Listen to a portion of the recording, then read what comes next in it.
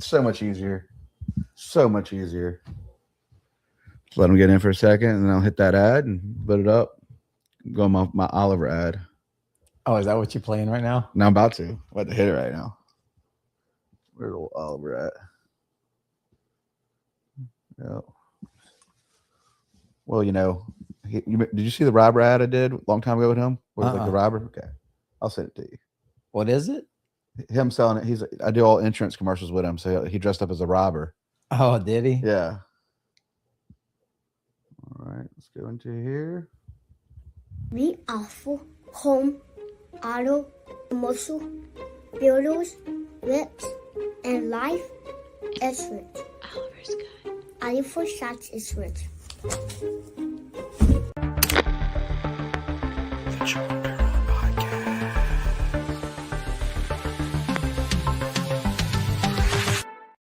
Stairs are dangerous. Oh, okay. Stairs are dangerous. I mean, Butler pushed me down the stairs allegedly, and I couldn't walk for a couple of days. Oh, really? Yeah. Well, we were drinking, and either he pushed me or I missed a step. But I went flying head first down my stairs. Stairs are not code. Hey, you know what? The lights out, and people come upstairs and have drinks. The lawyer and me said that's a we need to do something here. Plus, he just doesn't like stairs. He don't like stairs. I miss it. I mean, I'll miss some time. Like I like having carpet. I like because the carpet has that atmosphere and that vibe to it. Right. Take your shoes off, get in the carpet, get the toes in between the carpet. Because I had that early late 90s furry carpet. You don't ever see it in any more houses. My grandfather had it in his house, but when we bought the house, there was red carpet. All right, we're gonna go ahead and pronounce your name. It's gonna be we got former Ocean Springs Ward 2 Rickey Authement. That works. What is it really? Authement. Authement? Yep. Okay. I don't know what y'all call them. Authement, Authement. Rickey, I was going to go in a little bit of how'd you discover Ocean Springs first off? So getting out of high school, I worked for a grocery store called Del Champs. That got me through high school, and I moved to Houma, Louisiana, and continued growing in the grocery industry. And then one day that my supervisor asked me if I wanted to live in Ocean Springs or manage the Ocean Springs store. So I had never heard of Ocean Springs, and I knew Biloxi because, being from Louisiana, it's either you go to Grand Isle or you come to Biloxi.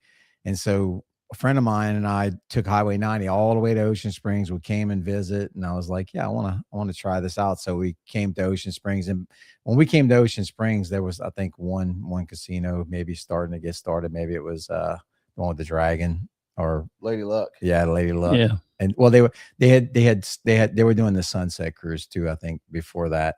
But I got transferred over here, and then I was living in Covington when I transferred here, and I drove back and forth, and then I moved here for a little bit, and I thought I missed Covington, so I went back to Covington made it about a week, and then I was like, man, I really miss Ocean Springs. Ocean Springs is just, the people here were great. There's just so much to do here, and I decided that this was going to be my home, and I've been here since 1990. Did you continue working for the grocery store chain? I did until 99. And then in 1999, I decided to make a career change when the store I worked for was bought out by Jitney Jungle. I stayed with them. And then one day when they closed, then I decided I would venture off into something else. Was it home inspection right off the bat? It was. Work for somebody? My dad was no, I did it. I started off by myself, cold started, and it was a rough start. When I first started doing inspections in 1999, Mississippi didn't even have a license for home inspectors yet. It wasn't until the year 2000 that Mississippi started their licensing. So I was a little bit on the front end, and then got licensed and been in it ever since. And now I'm into it for 26 years now. How'd you start getting your first leads? Because even real estate wasn't that huge back then, correct? There wasn't like now. It's like there's a real estate agent every 3 houses. to me, I've always felt like the real estate market's always had a lot of people in the real estate realm, that whether they did it part-time or full-time. And when I first started, I mean, it was basically just going to offices, leaving cards, trying to talk to people. And really, I think and I know we built our business, and I say our because I employ 3 other inspectors that work with me. And, we've built this from just being honest and really going into these houses and just kind of writing a report, and doesn't matter, who it is buying it or who it is selling it. I mean, and we're a trusted company. So that was 99, 2000 area where you got it kicked off. And what year did you start thinking about, hey, I kind of want to do more for the community? When did you start thinking about getting involved with the community on a political level? So I had a mentor that, and to this day, I hope she knows that, but Mary Mar Beckman was a realtor for a long time. And she was a coal banker, and she used to be the chair of the planning commission for the city of Ocean Springs. And after Katrina, I guess it was probably 2006, 2007. I was able to get on zoning and adjustments, and then I got on the planning commission, and that's really how I got started. Mary Mar Beckman was the lady that got my start and interest in being where I am today politically. How often do you see that kind of jump, Scott? Is it normal to jump from planning commission? And it kind of reminds me of being state auditor, and then all of a sudden you're governor. I mean, that's a big jump from that point, but it got your interest peaked. That's the main thing.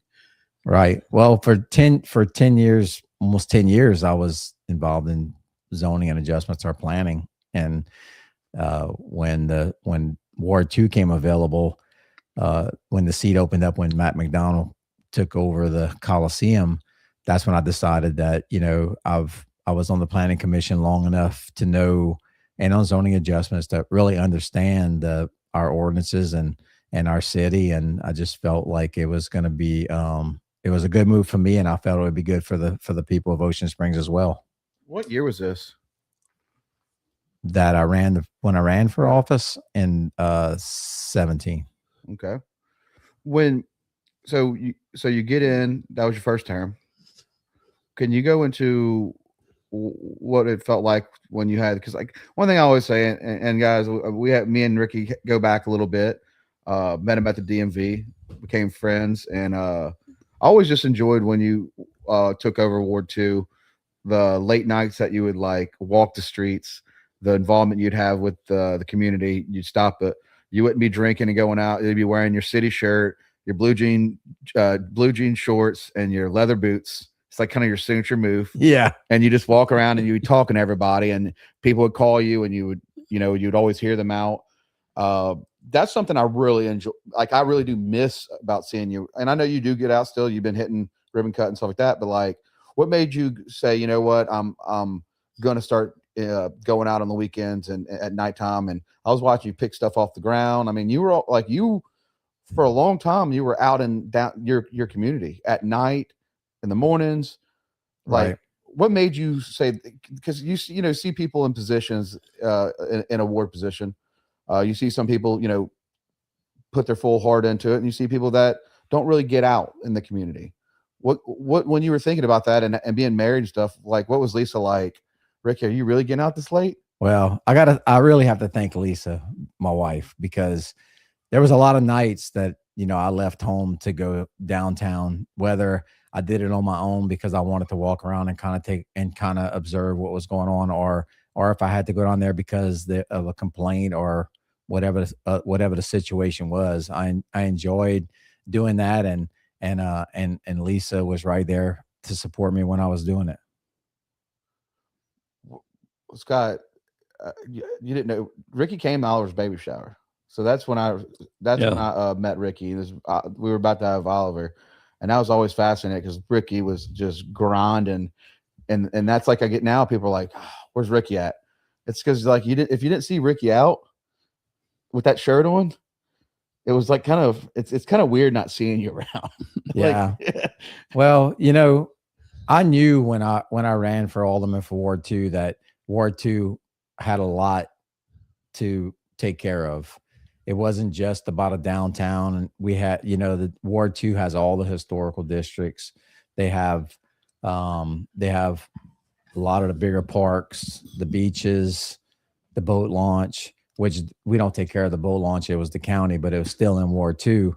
But I mean, you know, there's no other way to have a pulse on what's going on in your ward unless you're out there. And that's why I was committed to being out there and seeing it and you know and being involved.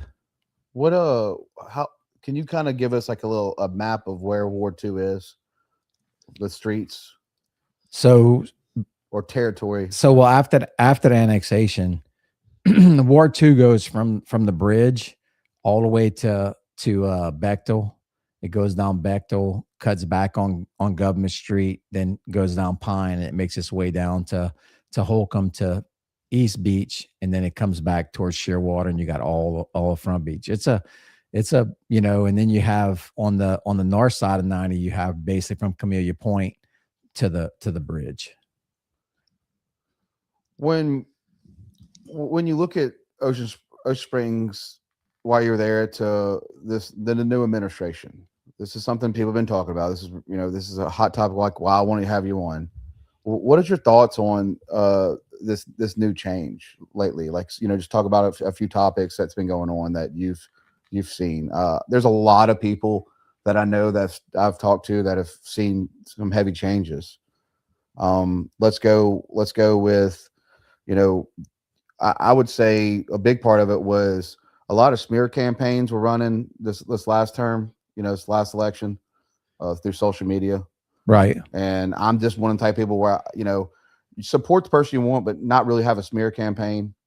Then you started seeing more of the movement for, like, honestly, when it came to like Save Ocean Springs, there's always just different groups. Right. Do you have any kind of what's your thoughts on how everything's been kind of running in your area a little bit? Do you have anything that you would want to share or talk about?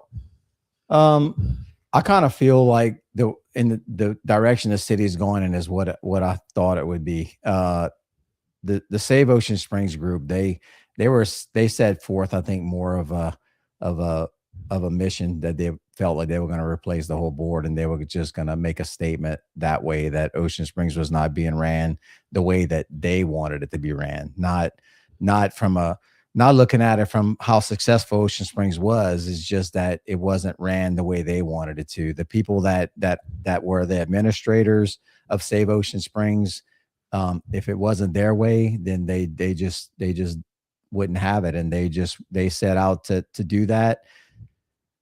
Unfortunately, you know, with a city that has a $20 million budget, you would think that they would have tried to find candidates that had a little more experience in dealing with $20 million budgets and managing people and people that want to be real servants. I don't see some of the people on that board being true public servants.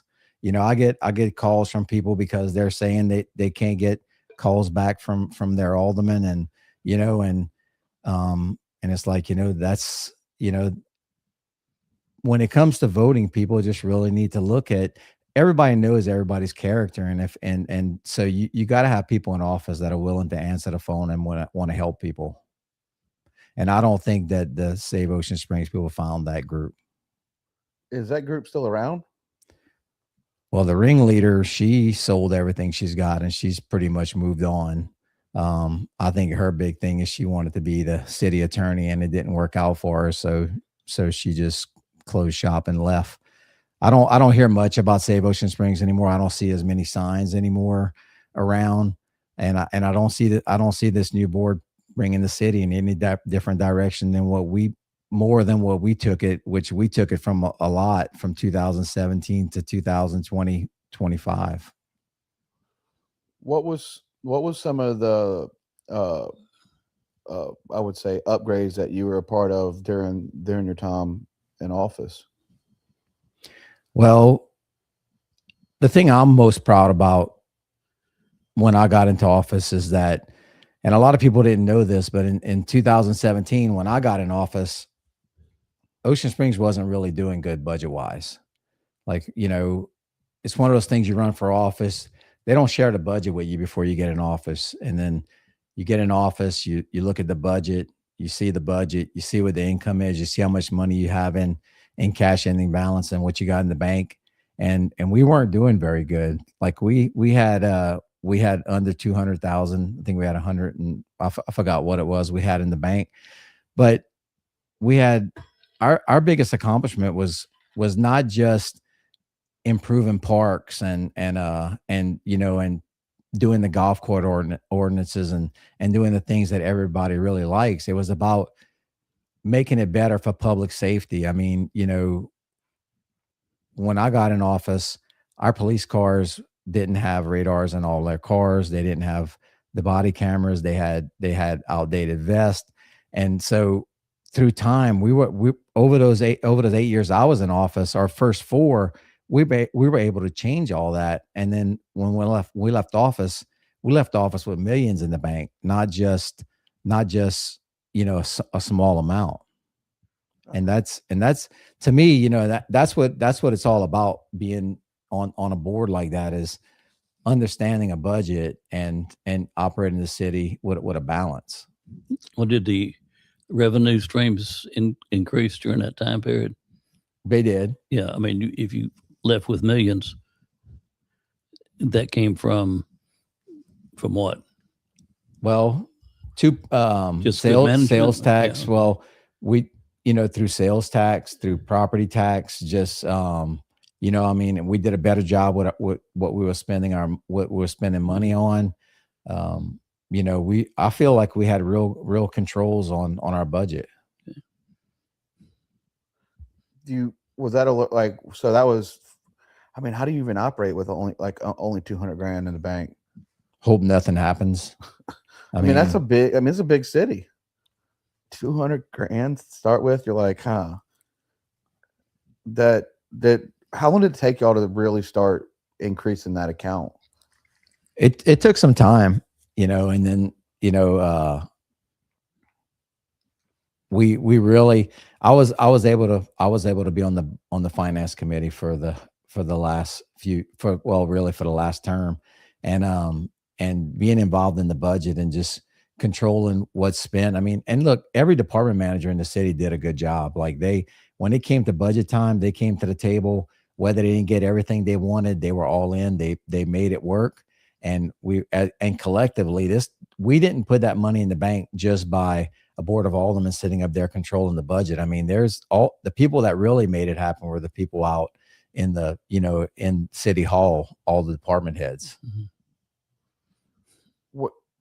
So when you look at like the behind the scenes, I mean, I don't know what goes behind the scenes of being an alderman, being on a ward. You know what I mean? Like councilmen, the budget, stuff like that. Well, like when you first seen that budget, I mean, a few people knew about the budget though. So I mean, that when you got in office, how that just doesn't make sense. Like 200,000 for a city.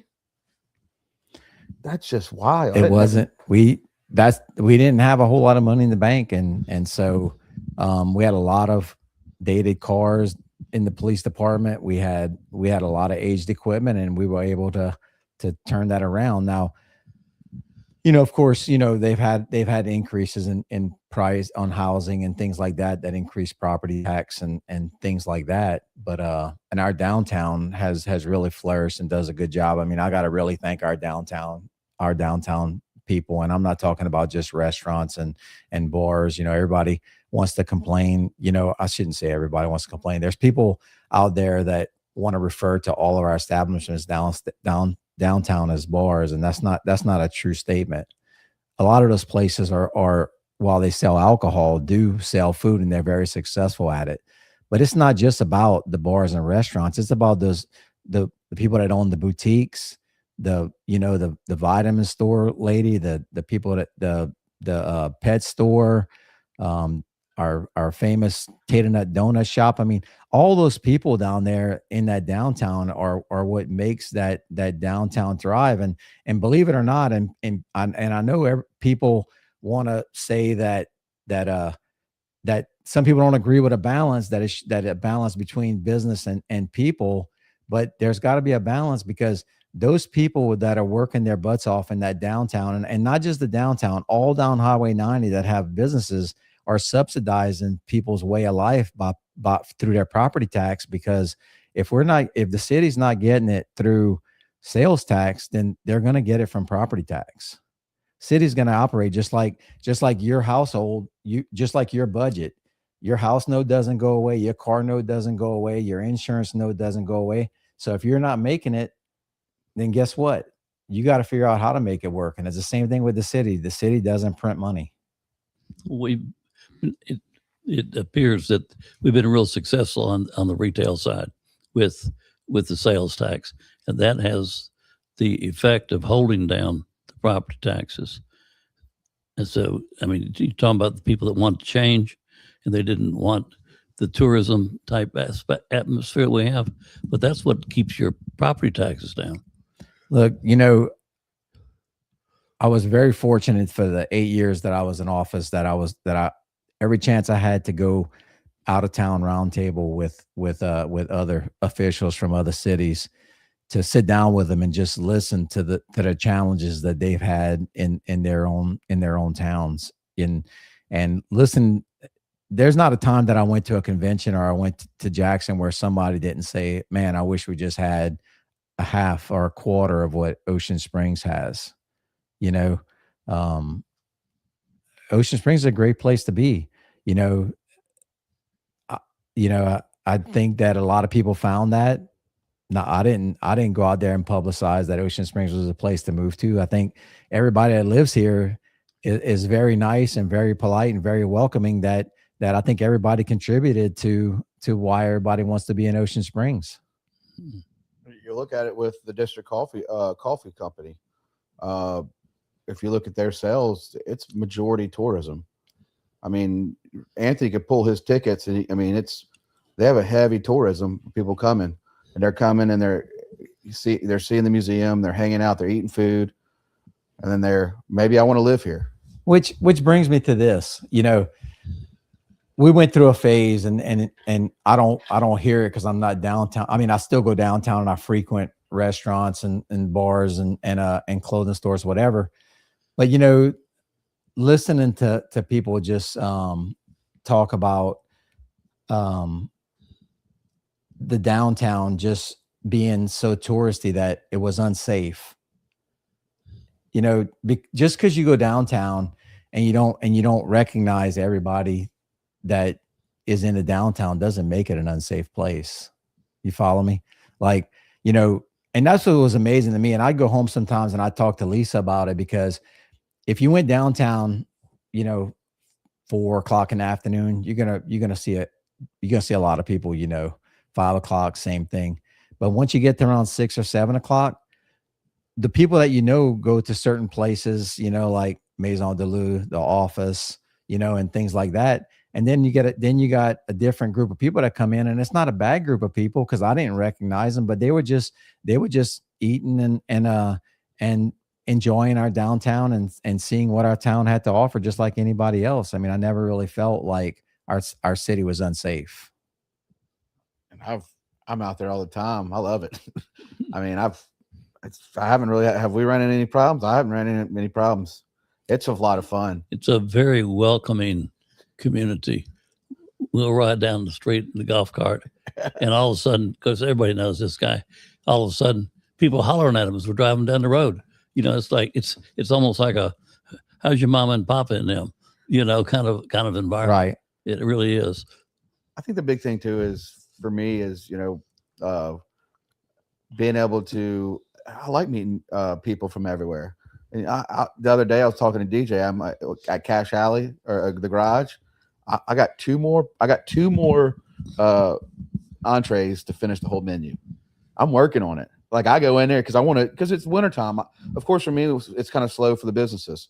So right. I go eat at Patrick's Grocery. I go eat at the garage. I will make my rounds instead of me going to McDonald's, because I mean it's the same price, truthfully. I'll go just hit, because I want to make sure that everybody, if I work, I like recycling my money back in the community. But I will go, this is what I do, I'll just try to finish the menus. Right. Then you go meet a couple, they'll come up to me like, hey, we're from Atlanta, we've heard about this place, and I'll just tell them, I'll give them a little tour, go to Gill's, or go down to Hops and Growers, or go see Julian at the museum, Right. And it's just cool. Like there's a lot of, like, I like when I meet a tourist. I think it's fun. I mean, it's interesting to see, from me growing up and, going to Tater Nut and living off of Halstead to now seeing this whole different community, and these businesses are coming and they are thriving. You look at Brandon from our Golden, is it our Golden? And then Golden Charisma, Hour. Golden Hour. And you got Love Ivy, you got all these boutiques, and it's just, I mean, without that kind of movement through these people, they would struggle. I mean, seriously, I mean, these people, like Christmas right now, people are coming from New Orleans, Mobile, everywhere to shop here. You're seeing it. I agree. I mean, Peter Anderson Festival, all the cruising the coast. I mean, Ocean Springs is their favorite town. I mean, you could walk down the streets and you don't have to even talk to people. You just hear people talking about it. I mean, it's I don't think there's a better place in the state of Mississippi than Ocean Springs.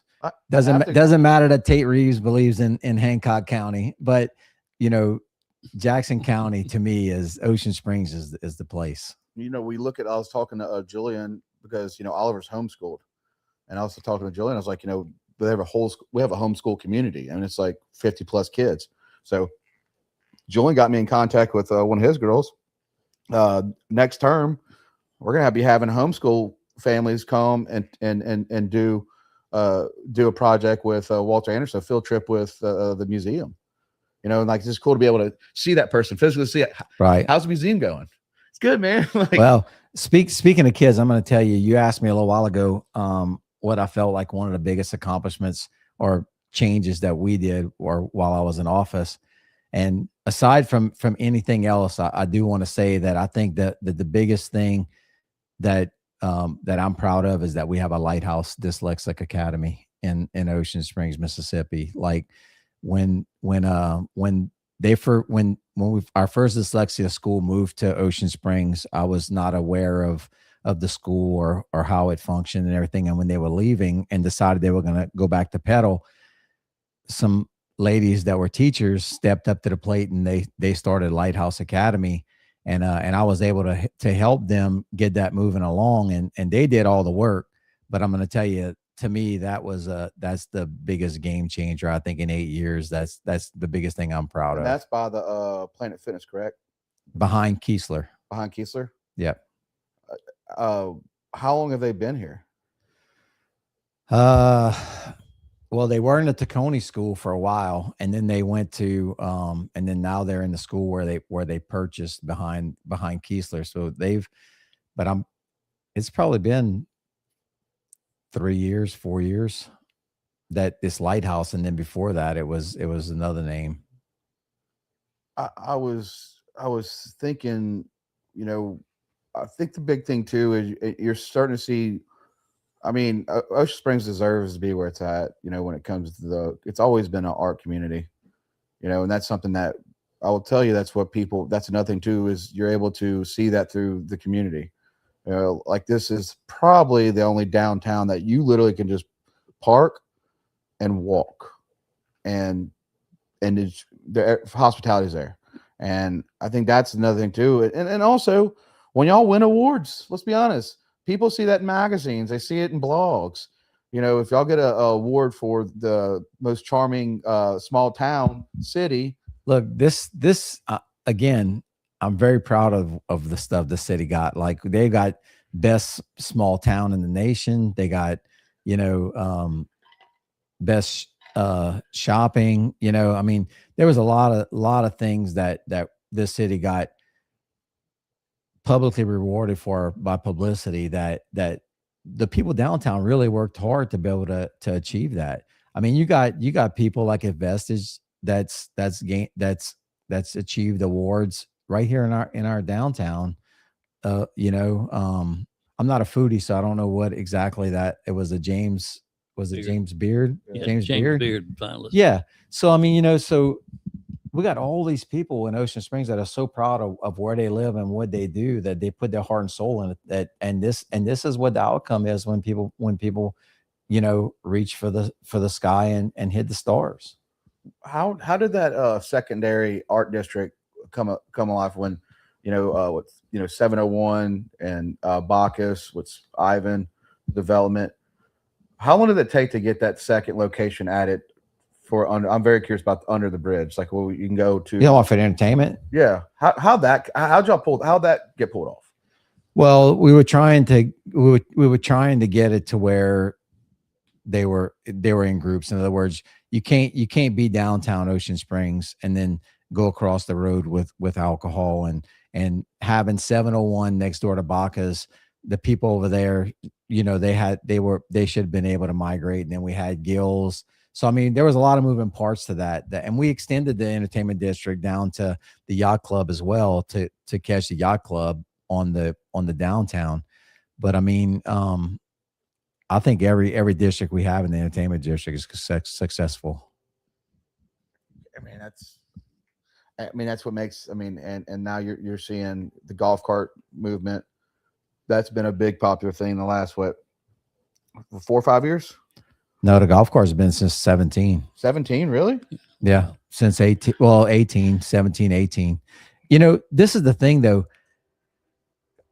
Ocean Springs, for being a waterfront community, we never really had.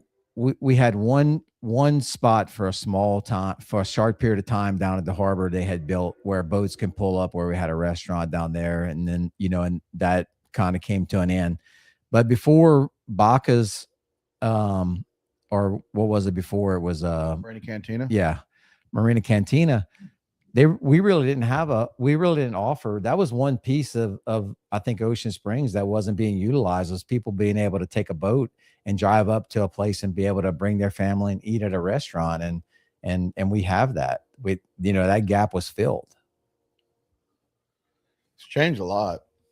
I think it's changed a lot and you see that moving to Biloxi. Biloxi's moving that route too. Now you see people in golf carts in Biloxi. You're seeing a big change. And I'm watching it too. So and with downtown Biloxi, bringing in Fly Llama, Ground Zero. I drive down Biloxi and it's starting to go back into the small town golf cart district. Like, whether for it or against it, it's happening. Right. And it's just happening. It's like, and you get more people out, I think that's what makes these certain coastal towns or cities that, like, I'm that type of person. I have to be in a downtown area. Like, I enjoy it. I like getting out and be able to walk the streets. And that's why I found Ocean Springs being like my favorite place. And it wasn't necessarily, when we first started adding these bars, like, the grocery was one of the tops. The grocery was, after Katrina, was popping. Right. And then now you're starting to see one pop up, second pop up, a shout out to Kenny Williams. You look at, he's got 11 moving. You got all these spots now.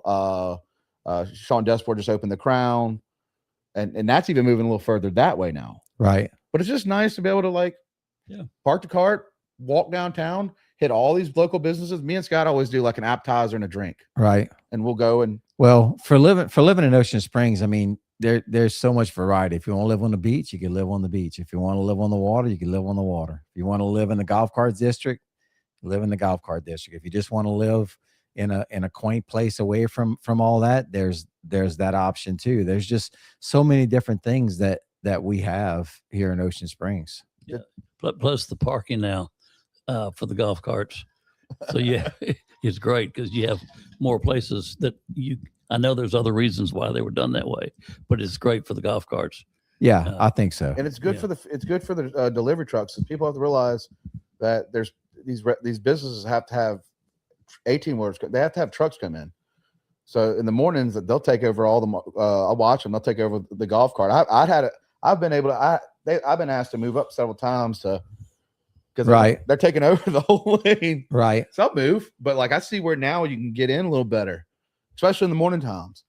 So did y'all ever try to work on, so like for, Magnolia Bayou and all the other locations, did y'all ever try to did y'all ever, when you were in office, did y'all ever try to bring down that speed limit in that area, or was that ever a talk? It was a request, but we never really tried to change speed limits to accommodate, getting everybody to downtown from all over town. I mean, it's just not successful. I mean, when we passed the ordinance, that the intent was that when people on golf carts, of course, golf carts now are a lot faster than what they were when we first started. When we first started, 15 miles an hour was probably one of the faster golf carts. Now they go 25 and 30 miles an hour. It's not so bad, now, because now they go faster than what the speed limit is downtown. So at least they're at least going the speed limit.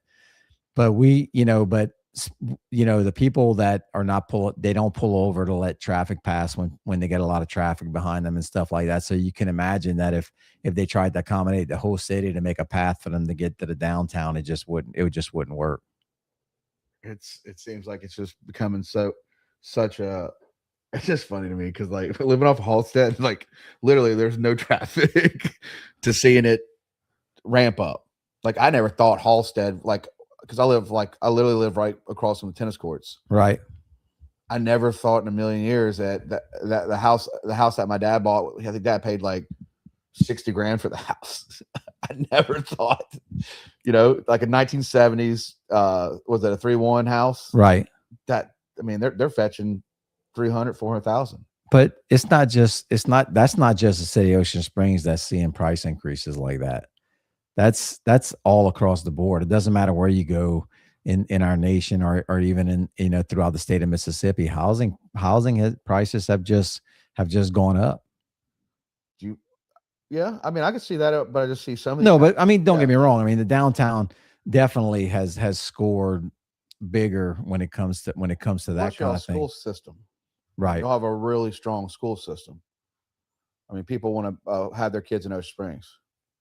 I mean, football teams, everything. I mean, Ocean Springs has a name. Like, I mean, it's not just the downtown, but I mean, it's the development of the city. Right. That's just funny to me because, like I said, I mean, my mom lived in Latimer, my dad lived in Ocean Springs, so of course I always went to St. Martin because of the mom's address. But like, I grew up with the Shorkleys. I've run around Fort Bayou, Randy Wrigley's house over there on 57. Like, I've moved around. Gulf Park Estates is Ocean Springs. Okay. Right. I will always consider always consider Gulf Park Estates, Ocean Springs. But no, I've been very blessed. We go, and then from like the Sands project, I was one of them kids that used to go to the apartments back in the day. Like I remember Ocean Springs. Right. I was talking to Corey Vinson. His dad used to have a house right there. I don't know if anybody remember that back in the day, but yep, we used to hang out at Corey's house, and I mean, we spent in the late 90s, 2000, early 2000s, we lived on that beach. And then we'd go to East Beach, but we live in Front Beach. Like, I mean, right. I mean, I remember when Troy Vincent lived on the corner of. Yeah, but we were always there. Like Martin. We were always there. We'd always have bonfires on the beach, and it was a small town. Right. But I mean, I think my thing is growth is always going to come, whether we like it or not. It's coming. It will always come. And you see that with the whole entire coast. People are finding this coast, and they're coming. And they want the warm weather. They want the seafood. It's not just Ocean Springs. Yeah. They're all coming. I mean, they find this place. I mean, where can you live where an hour you're in New Orleans, an hour or hour Mobile? Yeah, Mobile. You're in Pensacola, Destin. Right. I mean, Hattiesburg. You can.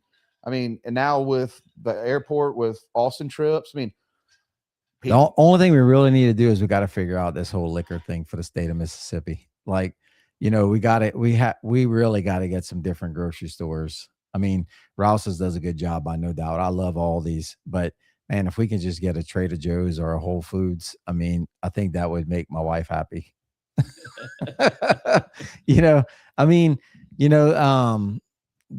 It's I can't tell you. Well, Aldi's already took over everything. I mean, Aldi's. There's 2 Aldis on the same road now. Yeah, Like, there's 2 Aldis on the same road. they now. they haven't beat the dollar stores yet though. Oh no, but I mean, they're coming. I mean, Emily literally, when they do open a new Aldi, they do like a special thing. So she gets up like 5 in the morning, 4 in the morning with her homeschool friends, and they sit out front, wait for. Oh yeah, So they get like a special bag. right.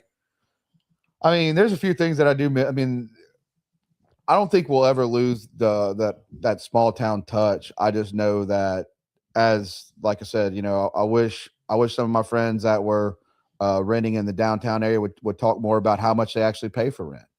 If people understood how much they pay for rent, then they understand. Because I've had people a few times complain about their prices. Like, prices are kind of high. The cost of just to operate in a business in a downtown area is a lot. And for them to get up every day and work, that's what They have a passion for it. Yeah, Like you- a lot of the people that own businesses down there operate their own stores. I mean, there's not a day you can't go downtown. You'll find Will cooking in either the garage, or he's mostly at Lady May, I guess. But he's always cooking. and now he's got tallow. Yeah. I'm actually using his beard tallow product. And I actually gave it to Will. I gave it to my hairstylist, Aaron Jackson, right there by Pueblo Express. He actually took it from me last week when we did Oliver's haircut. Aaron's been cutting my hair for over 10 years, right? The guys, it's AJ Salon. That's that tallow. He's got a new beard tallow coming out. Right. And DJ gave me some samples. Got one called Viking and Cowboy. And I gave it to Aaron. I think they gave them today to the Christmas presents to the chamber board. Did they? Yeah. Well, like I said, Aaron said, try this out. This is what I'm using. This is local. Well, he didn't know it was Will's. And then I said, dude, he goes, I don't know if I'm gonna like it. And he puts it in my beard. He goes, okay, I like it. I said, yeah, it's made right down the road. He goes, it's local. I said, Lady May. He goes, I want to do something with them. That's that kind of connection of, it's so funny how that hairstylist, or you got like a Scott Right. from Hopscotch, and they all work together and move that line. Right. I mean, I think that's a beauty, but like, I think the biggest thing I want to talk about the downtown area is like a lot of my friends, they own businesses down here, and I know what it takes for them to even pay their bills. So it's like, it's hard. So they need people to come by. It's a big balance. I mean, and I hate to leave anybody out, but there's just so much in the downtown staple. I mean, you look at how long Todd Boswell's been where he is. You look at all these businesses that have even built new buildings and made their businesses even better, remodeled. I mean, Miner's Toy Stores. Miner's Toy Store. I asked her to come on. Oh, did you? Yeah, she said no, but I asked her. I mean, and I don't know. Right. I don't know if you've been to Marshall Park lately, but that park right in front of Hemingway on Robinson. I mean, Jose has been doing a great job with that park. And if anybody that's watching this has not been to that park with the gazebo now, since they've done all the concrete sidewalks and everything, you really need to go look at it, especially the art pieces that are in there. What so can you give me so we're pulling in, there's Nichols Place, Hemingway, and like Joe Cloyd's place right there on the right between the bank and Hemingway. It's right there, right by the railroad tracks. Yeah, I mean, it's a great place for families to take pictures and picnic or whatever they want to do. But they've done a really good job with that. I mean, I'll tell you what, is it Danny and Cynthia Chamber kills it. Yeah, I've been helping them a lot lately. They're every day they're posting local stuff every day. Well, that's our chamber in Ocean Springs is not just a chamber. They're our main street as well. So they're like the heartbeat of our businesses. And they do a lot more than just for the downtown. I mean, they cover the whole city from a chamber standpoint. But they they're the ones that keep the economy going, and that help keep that economy going down there by advertising and believing in all them business owners. Would there be things that you would in the future that or with your time, since your former Ward 2, were there things that you were going to do and change that you had a plan for? After, I mean, before you were, I mean, pretty much replaced, but was there things that you were working on that didn't get completed? There was, but it was basically the parking that we had already gotten the parking study done and the golf cart parking and striping. So that happened after we were out of office, but that was all started when I was in office. Where when well, I don't know, this is a personal question, but like, what did it feel like when you what did it feel like for you when you lost because you put your heart into this? Like, what did it feel like to you? Like when you lost, what was that? What was that night and the next day like? It was a little upsetting, you know. You can't ever take it for granted that you're gonna win every election, but I just knew in my heart that that anybody that ever called me when I was in office or needed something, that I was always there. I always answered the phone. I always went. I always did everything I could, and if I couldn't do it, I was honest with people and just say I couldn't do it. But it was a little bit of a disappointment. But you know, it happened. It gave me a chance to step back and just watch at what things are going now, and looking at things now, seeing how they're not so fortunate, you know, makes me feel good that I was doing a good job for people. I noticed that what makes you, like, in that situation, how long did it take you to get back into being at Ribbon Cuttings, be back in the computer? Did you take a small little break from it? I did. I took a break. I just wanted to let the new people get in and get their feet, you know, wet, get started. But you know, the more I sat back and thought about it, you know, me owning my own business, I like being involved with the downtown. I like being involved with business, and I was like, I'm going to jump into it. I'm hoping to get on the board for the chamber, so that I could help make some decisions and do some things to help move our main street and our chamber forward. Yeah, it was a change. But it seems like you're back at it now. Like I'm seeing you back more and more back in the community.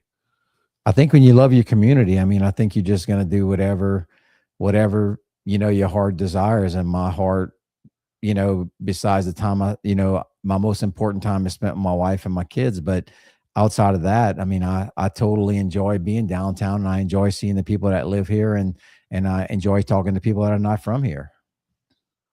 I'm sorry, I had to ask that question because it's like, there's a question about, like, what does it feel like to lose? And you know, it's tough. How do you get back up? You know, like, yeah. You've been doing it for 8 years. You're like, you know. It's tough, but I can tell you that I know when there's a big difference between losing and knowing you didn't do what you're supposed to do, and losing and knowing that you did everything that you could do at the time that you had to do it. And I did. You know, unfortunately, we were up against some pretty, you know, a special interest group that not only targeted my position, they targeted pretty much the whole board.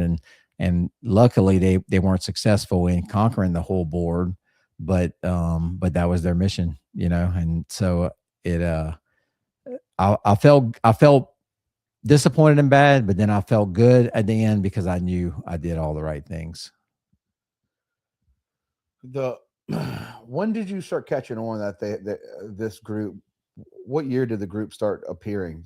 I never saw. I kind of probably jumped in late, but what year did that group start? Kind of a, you know, they started in probably a couple years before the election, even, you know, before we had the election, and that's when they were, you know, selling their signs or giving away their signs and basically just making everything negative in the city. You know, it didn't matter what it was, everything. They turned everything negative. I don't really hear it. I don't hear anything anymore. I mean, I'll start seeing some more, you know, I'm seeing more issues appearing and stuff. I was just curious about how that group came in, like, cause it's like all of a sudden, boom, you know, overnight. And they did knock a good amount of people off. Yeah. I think the person that was the head of that had a vision that she wanted to be the city attorney one day. And I think I personally think that she was trying to line herself up to be able to get the votes to be the city attorney. And she had just got barred in the state of Mississippi. So she wouldn't have been a vote that I would have voted for. So I guess maybe that's one of the reasons why she had a special interest in what she did, was was something for self-satisfaction for her down the road, you know. I mean, when did you start hearing about them? The signs The signs? started popping up all over the place, and they were, usually in politics, you say the signs don't vote. Well, these signs voted. They did. They were everywhere, and it was. So I knew something was going on, but like I say, I'm not from the community originally, and so I wasn't aware of really what was going on. I didn't know if this was a normal cycle for elections, that you had a group that went out and it was organized. I didn't realize it was a new group, but they were very, very organized and They were, very and you know, and their mission statement really wasn't a bad mission statement. It's just that it's just the way they were approaching it, or some of the things that was on their mission statement. I just think they handled it wrong, you know. And that's pretty much what they did. What's your observations on how the city's being run now? I mean, are they managing the city properly, or are they having difficulties? Or the only thing I've seen is a dispute over who the city attorney is supposed to be. Yeah, I mean, I think the board is very divided. I think that I'm not sure if they're gonna ever come together, but it's watching the meetings every meeting, they're just divided. They got they all have all the same stuff that they accused the prior board to: transparency, executive session, just all that stuff. I mean, there's no change on this board. The same people that went out and publicly said that they're going to do this and they're going to do that, they're doing the same thing. There's just there's times you have to go in executive session. There's times that you got to vote on things that need to be voted on. And I guess they're finding that out now, that maybe I think several of them have gotten into positions that I'm not sure whether they like it or they regret it, because when they're in the meetings, they sure don't act like they like what they do. I mean, it's work. I mean, right? Yeah. If you're gonna represent in your area. I mean, I would think the situation of that's why I would never do. No offense, I would never do it. but you're signing up to represent your community, your area, your ward, and I think you're in a situation where and you look at what you were doing, after work, being out in the community, these events, hitting them, having these meetings. I mean, there's a lot of stuff that goes into it. It's just not like it's not a label. I'm pretty sure that maybe it's new for people, but I would just never. I mean, you have to be a special person to really, really want to represent your city.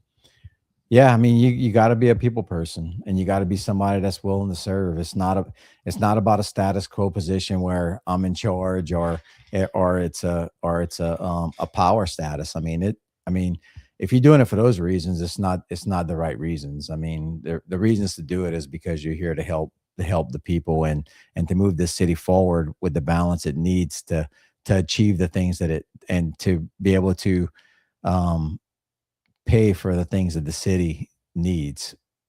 How many hours do you think you were spending a week when you were Ward 2? Well, I can tell you, it's being an alderman is a part-time job, but Ward 2 just to me was not a part-time job. I mean, I felt like every Friday when I was getting off of work to start my weekend was starting all over again with my second job, because that's when the downtown was the most busiest, and that's when I found myself being involved more down there, besides the time I spent during the week. But I spent probably just as much full-time hours, on my part-time job with the city.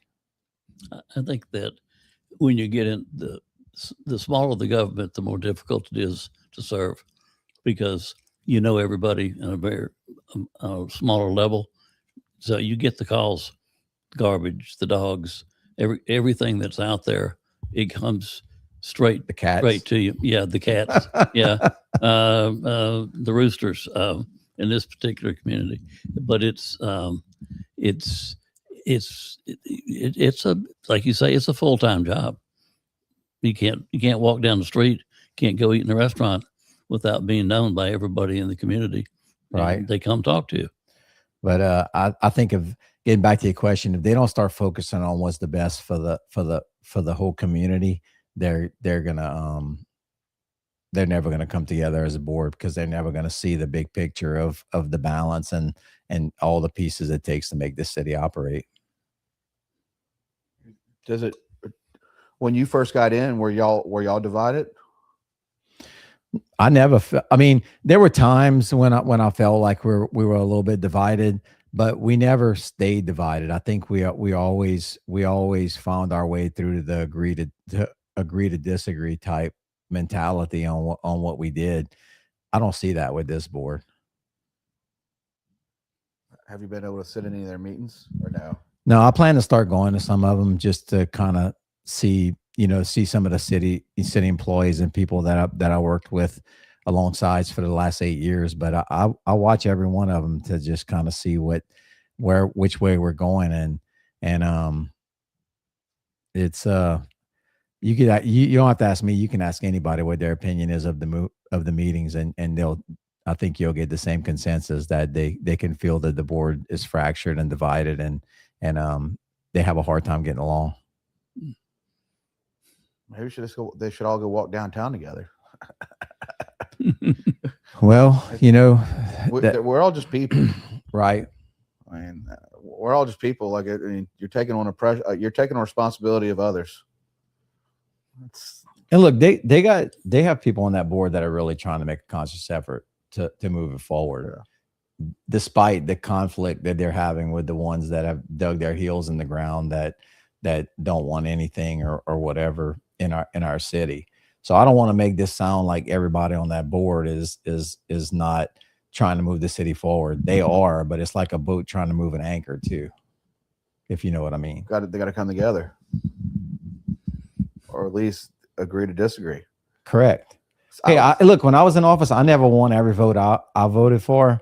But one thing that I always tried to reason with was, whether you win the vote or you lose the vote, you gotta go to the next chapter. And it's like, if it works, it works. If it doesn't work, then that's when it goes back to the drawing board. But if I lost a vote that I didn't agree on, I never just stuck my heels in the dirt and been like, just keep causing just a bunch of disruption over it. I mean, it's like, okay, this is the direction that the majority of the board wants to go in, and that's the way it should be. Whatever direction the majority of the board goes in, everybody else needs to follow suit. You can't throw temper tantrums and walk out of meetings and just throw your hands up in the air because you're not getting it your way. You're not going to win every vote.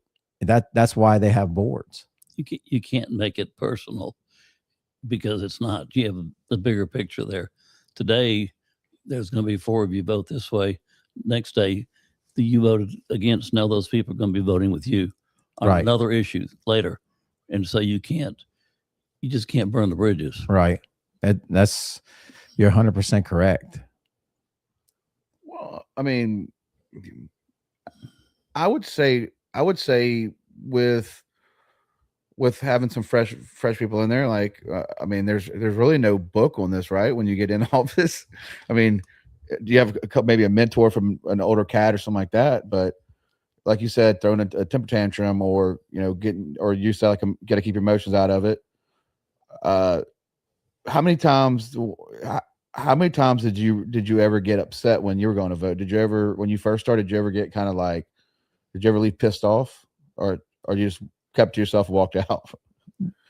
No, I mean, I pretty much always talked to everybody when we left. I mean, again, you're not going to win every vote. If you go into those meetings thinking you're going to win every vote and everything that you believe in, it's not possible. But one thing that I always, was I a little bit upset when maybe the vote didn't go the way I thought it should have gone, and it was in the best interest. Yeah. I mean, but never where I didn't like any of my colleagues sitting on the board. Take me to how you decompress after the meetings. Did you like go home, throw some rock music on? Like, what got you in a good mood after the meetings? Because I mean, you're one of the type of people, and I know this on you, like you read all your inspections at the end of the night. You're super OCD. I mean, I could bring everybody to your garage. Sometimes I did go downtown and have a bite to eat and just kind of sit around and talk to people I knew. But a lot of times I went home and just did my work and, get ready for the next day. So no this like rock music. Lisa's in bed. You're just jamming out. You're shattering bottles, breaking plates. None of that. None of it. See, that's what I'd probably be doing. Like I'm like campaign. I'd go straight Will Ferrell on this. And that would be, my emotions are too high. There's no way I could sit there. Like I would, but I also, it's not about me losing. It's just, being in a situation where I couldn't relate or work together on something. That would probably be more disappointing for me to like not be able to have a conversation or communication. Because I have been seeing a few things where I'm like, I mean, should all just go to damn Chili's and hang out. Everybody should just like at least understand that like you're not enemies. You're all assigned. And well, I think the more frustrating thing about being in office and not about your colleagues and how they vote and stuff is the small group of people that go to meetings that don't want anything. They're for nothing. Like, everything that happens, they're against it. And I don't think that's fair that these guys or even ourselves, we had to go to meetings and have people come to them and just, combat everything that was happening in the city. It just didn't make any sense to me. You're talking about the people that just come to watch the sessions. Yeah. Basically the ones that just, saying they don't want nothing in our city. They don't want tourism. They don't want, people staying in our, in short-term rentals. They don't want, they would just rather have it Ocean Springs 1960. Well, I got my certificate from the hospital, so I say welcome. That's how I feel about it. But I do have my birth certificate. I'm going to frame it because it has Ocean Springs Hospital on it, and I'm proud to be from here. But I still say welcome because this world's always going to grow. It's going to continue to grow. We can't stop it. My family home was Latimer. There was literally 2 lanes. I was right my and look at it now. It's 4 lanes all the way up there. I mean, you just can't. You can't sit there and go, nobody come. They got new subdivisions going in over there. No. I mean, it's families are growing. I mean, families are growing. Families got to live somewhere. Look at the casino before the casinos. I mean, you can all see it. I mean, it's going to grow. Look at Bay St. Louis. I mean, come on, look at Bay St. Louis. It's have y'all ever really sat back and thought about what the Gulf Coast would have been if the casinos wouldn't have came to Biloxi? Yes, a lot of beers, bar fights, and good seafood. I mean, so a lot has changed for the good on the coast. And not everybody has to frequent the places they don't like, but I know they got to like where they live because they're here, regardless of what they say. Well, they changed the economy of the coast more than anything else, totally across the board. Right. So the growth that you're seeing over here in Ocean Springs, those people over before they came here, they were over there in the casino and they're staying maybe in the casino, but they come over here and shop. So your tourism grows. It's that one, the rising, what they say, rising tide floats all boats. All boats, or jobs too. I mean, was it Kovacevic? Kovacevic lives in Ocean Springs. You got Bobby's brother. What's his older brother? He's a yacht club member. He's a dealer for a long time. He's got a house. Yeah, they provided a lot of jobs. Because dealers can make 6 figures. I mean, back then, I mean, I don't know where they're making now, but like when them casinos came in, there was money. Mm-hmm. I mean, I have a buddy for a long time was at the Beau Rivage, the bellhop. He made a lot of money as a bellhop. Right. Bought his house. Look, Ocean Springs, we don't have any of that stuff on this side. So, I mean, so it really, what I love about Ocean Springs is that when you come across that bridge from Biloxi, it almost looks at nighttime. It looks like there's not even anything on this side of the bridge, and you could barely even see the lights on Front Beach because of the reflectors, the deflectors they have on the lights and everything. And I mean, it's like crossing from one world to the next. Like, you just feel it when you're coming across the bridge. I also miss the old bridge sometimes too. You missed it too. Yeah. Brandon Bailey had a little S10 and we just, I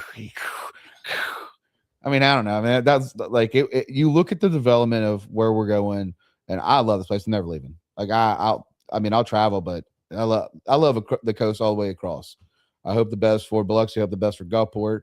I want to see every downtown on the coast of Highway 90 just jumping. Yeah, I'm really happy to see the downtown construction is finally finished. That last year when I was in office, that downtown was a lot going on. And I know that had something to do with some of the people that were riled up. They felt like they had a lot of growth and everything, but but look at what it came from it. Businesses have invested. Cornerstone has rebuilt their building basically on the outside. You have all these new buildings. You got 1515 Government Street. We got a parking garage. I mean, this city struggled for years trying to figure out parking in the downtown. There was always conversation about making it a one-way, making diagonal parking. Well, when you do something one way, you throw in traffic into people's neighborhood streets, which wasn't going to work. But the people that didn't live on those streets, they didn't care. It was like that was the solution. Go ask Biloxi how that works. Yeah, and I really feel like they hit the ticket on how we achieved the downtown now, because I can almost tell you that probably all the car dealers are going to go out of business from selling mirrors, because now they're not. Man, they had some mirrors that got tore up on the downtown before that was all done. You can never find out who hit me though. Like, you always look right. No, I've had about 2 mirrors. Yeah, I mean, 2 mirrors been swiped. I think one thing that we have to keep consideration with, like, I was for the one way, because I guess I was just always used to doing the one way for the beach. Right. I mean, that's how we hooked. Like when we were in high school, that's what we do. I don't really see it anymore, but we'd always make the path down the beach, round. That was kind of our thing, it's how we go to the beach, and it was just a one way though. I think people. Well, this is a perfect example of why some decisions are made, and they're not made in the way everybody wants them, because there's a lot to consider in every decision on who's affected. What do you think is going to happen on the other side of Highway 90? Like you think they're ever going to start working on I know you see it with 701, you see it with Bacchus, but do you think going more towards the hospital, or they're going to have a little more downtown kind of vibe where people are going to be able to walk around? I think that the next thing you're going to see developed is probably going to be that northwest corner of Washington and Highway 90. That's where the boat place is. I think that's going to be one of the next developments you see on that road. But one of the big downsides to east side of town, and they're going to have to work out, is the mitigation of wetlands. There's a lot of wetlands in those areas, and Aldi went through it down there before they built their building. And if there was a way that a lot of that stuff could be mitigated up front, it probably make the properties more valuable, and people would come and build in those sites. But it's gonna take a lot of work to be able to use some of those sites. I mean, you look at Brad J by the yacht club. They had that development. Was that 6 acres right there? What is that?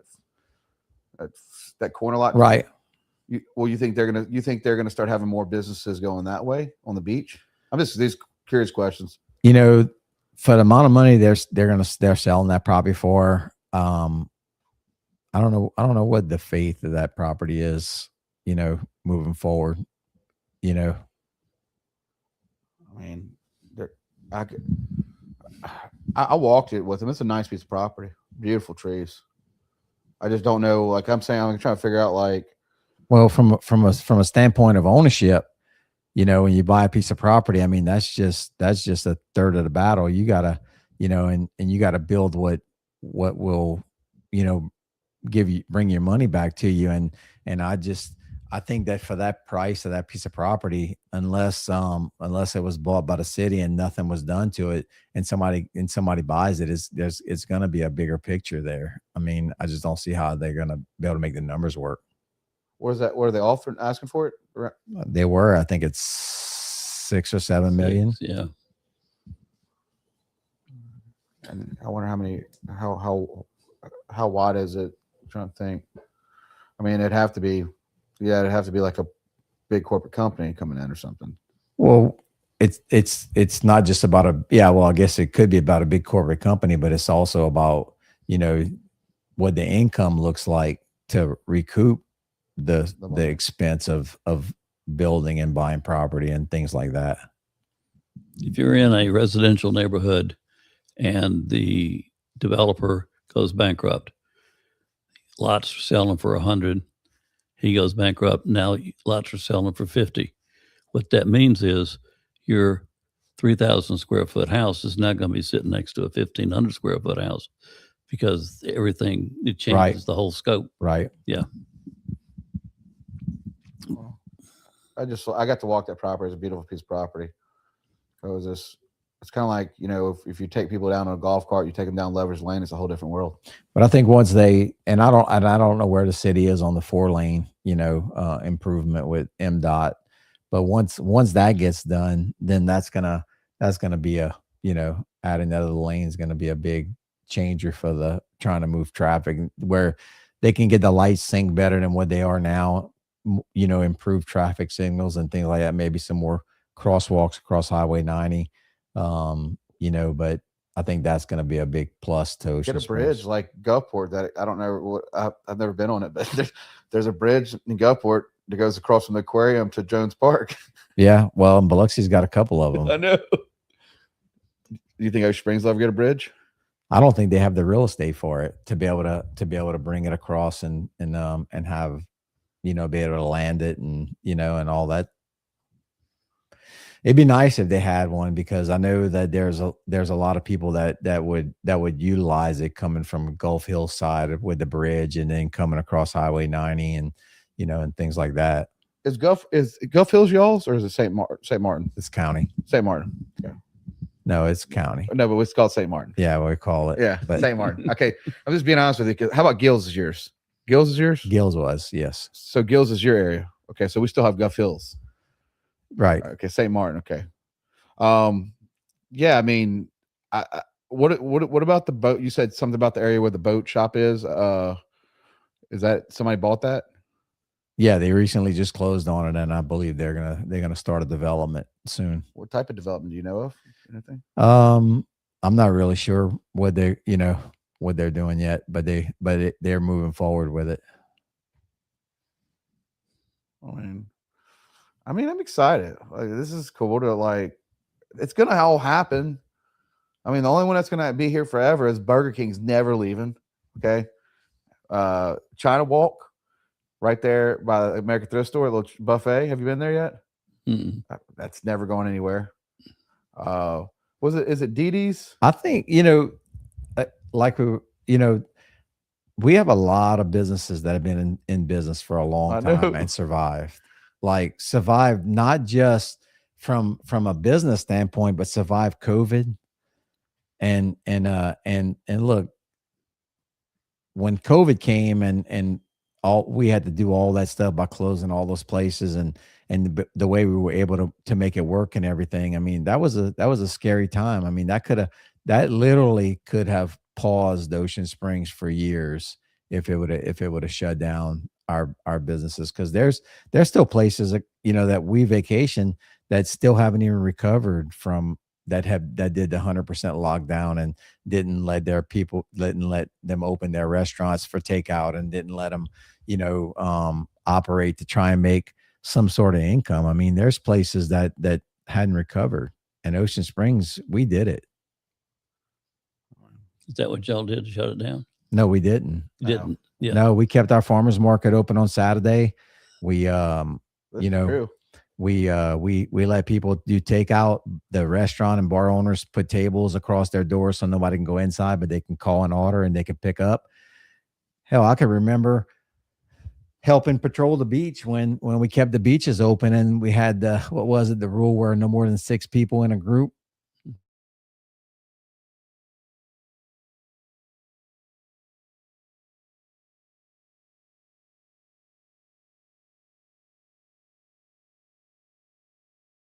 You know, 10 feet apart, you know, happy and trying to, you know, doing stuff they want to do. And I think that was another thing. I think that when everybody else shut down and Ocean Springs, not just Ocean Springs, the Gulf Coast as a whole, continued to try and make things work for their owners. I think people that were in drivable distance found the Gulf Coast because they were able to still, you know, do family things, and they fell in love with it. I want to hit on this because I got a comment from this guy named Randall Taylor. Because Rickey was forewarned on the rampant drug use and possibility of a shooting at Scratch Kitchen long before it happened. Basically, just shrugged his shoulders and claimed the city was afraid of lawsuits. Can you respond to that? I never had a conversation with anybody like that. Yeah, you know, the police department documented every time we had a call from the Scratch Kitchen. The Scratch Kitchen didn't start off the way it ended up.